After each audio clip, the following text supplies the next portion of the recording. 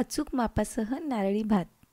नमस्कार, गीताज किचनमध्ये तुमचं स्वागत आहे. आज बनवूया नारळी पौर्णिमा विशेष असा नारळी भात. मऊ, लुसलुशीत आणि मधुर असा नारळी भात बनवण्यासाठी एक नारळ वापरलेला आहे. नारळ फोडून याला किसून घ्यायचं आहे. यामधील पाणी आपण वापरणार आहोत ते देखील एका बाउलमध्ये काढून घेतलं आहे. 1 वाटी तांदूळ आणि त्याच वाटीने 1 वाटी गूळ बारीक चिरून किंवा किसून घ्यायचा आहे. तांदूळ आपण स्वच्छ धुवून घेणार आहोत. जेवढाही तुम्ही तांदूळ वापराल त्याच प्रमाणात गूळ वापरायचा आहे. हे अगदी योग्य प्रमाण आहे. तांदूळ हलक्या हाताने धुवून घेतला. यानंतर ज्या वाटीने आपण तांदूळ मोजला होता त्याच वाटीने पाणी मोजून घेणार आहोत. यामध्ये नारळाचं पाणी गाळून घेतलं आहे. यात साधं पाणी असं 2 वाट्या पाणी आपण भात शिजवण्यासाठी घेणार आहोत. हे अगदी अचूक असं माप आहे. यामुळे आपला भात मऊ तर शिजतोच, शिवाय मोकळाही होतो.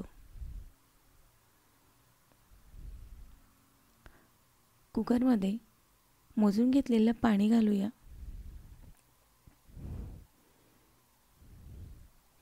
यामध्ये चवीनुसार मीठ घातलं आहे. यातच 1 चमचा साजूक तूप घातला आहे. पाण्याला उकळी आली का स्वच्छ धुवून घेतलेला तांदूळ यात घालूया. हा तांदूळ मंद आचेवर किमान 2 शिट्ट्या किंवा तुमच्या अंदाजानुसार 15 ते 20 मिनिटे शिजून घ्यायचा आहे. तोपर्यंत खोबरं इथे कुसून घेतलेलं आहे. कुकरची पूर्ण वाफ निघाली की मग हा जो भात आहे तो एका पसरट प्लेटमध्ये काढून घेऊया. छान मोकळा मऊ असा आपला भात तयार आहे. याला थंड व्हायला ठेवूया. भात परतण्यासाठी एक मोठी पसरट आणि जाड बुडाची कढई घेतली आहे. यात साजूक तूप आणि किसून घेतलेलं आपलं ओला नारळ 2 मिनिटासाठी परतून घेऊया.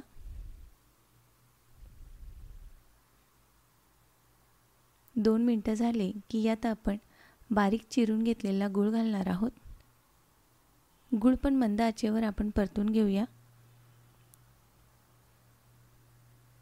गूळ किसून किंवा चिरून घेतला की तो लवकर वितळेल. गूळ वितळल्यावर तुमच्या आवडीनुसार तुम्ही यात कुठलाही ड्रायफ्रूट्स घेऊ शकता. येथे मी काजू, बदाम आणि मनुके वापरले आहे. हे व्यवस्थित मिक्स झाले की आपला थंड झालेला जो भात आहे तोही हलक्या हाताने आपण मिक्स करून घेणार आहोत. शीतनशीत मोकळा असा हा नारळी भात तयार होतो.